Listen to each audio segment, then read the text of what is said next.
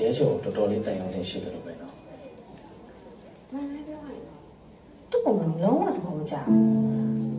အမြဲအောင်လို့အောင်ရဖြစ်ရပဲတိုင်အောင်စင်တော်လာပါတော့မပြောတော့ပါဘူးတိုင်ရောစင်ဆိုတဲ့စင်တော်ကျွန်တော်မကြောက်သေးပါဘူး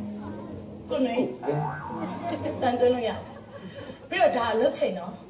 လုပ်ငန်းဝင်လာပြီဆိုတာနဲ့ကိုကြီးကိုတာကိစ္စတွေတဲမလာဘူးဆိုတာကိုနေမိတောင်းနေတူတယ်တော့ဒီမှာနို့လို့ရေးကြီးကိစ္စပြောမှာမနှောက်ရှက်ပါနဲ့နှောက်ရှက်ပါပဲလုံးဝပြောဖို့မပေးနိုင်အေးဟုတ်နို့ပြောလို့မရဘူးဆိုတော့အနည်းကိုပြောလို့ရတယ်တော့ပြော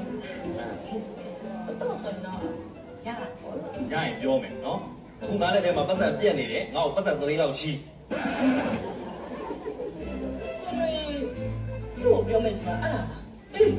ယ်သူမှမသိဘူးသူတို့တည်းကပြောရတယ်ငါနှောက်ရှက်နေတာကဲပြောချီးပါ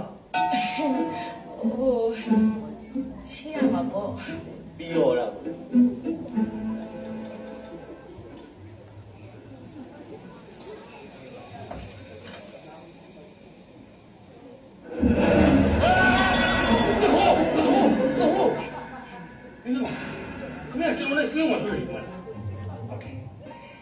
မင်းနဲ့ငါစေးုံကတွေ့ပြီးလေမင်းရှိရအခုတောင်းနေမှရှေ့တော့ရှော့ရှော့လိုက်တယ်။ဒါ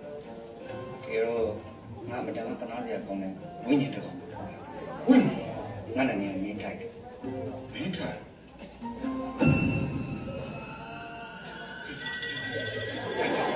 ဒါတော့ခင်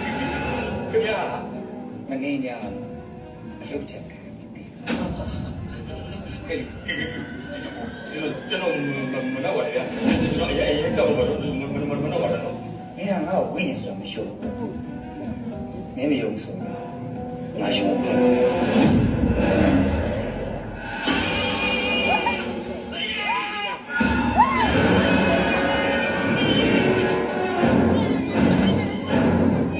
ကျွန်တော်တို့မိသားနေပြီးတော့ကျွန်တော် project တစ်ခုကိုလက်ခံလိုက်တယ်ဆိုတာဒါလုံအောင်တိုးချက်လိုက်တာအဲ့ဒီတော့ကြောင့်ကျွန်တော်မိသားဝန်ထမ်းတွေအားလုံးအကျိုးခံစားမှုများလာမှာဖြစ်တယ်လို့ပြီးတော့ဝန်ထမ်းတွေလည်းရင်ငတ်တဲ့အလုပ်ကိုပို့လို့ပါလိမ့်မယ်။ဒါကြောင့်လည်းပတ်သက်ပြီးတော့အောင်မြင်မှုနဲ့ဒီမှာတောင်းပါလိမ့်မယ်။ကျင်းရပိုင်းကိုတော့တော့တောင်းပါလိမ့်မယ်။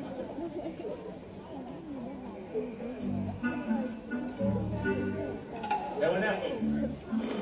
ဟုတ်တယ်ကြားတယ်ဒါဝန်ထမ်းဟောက်ရ။မင်းလေ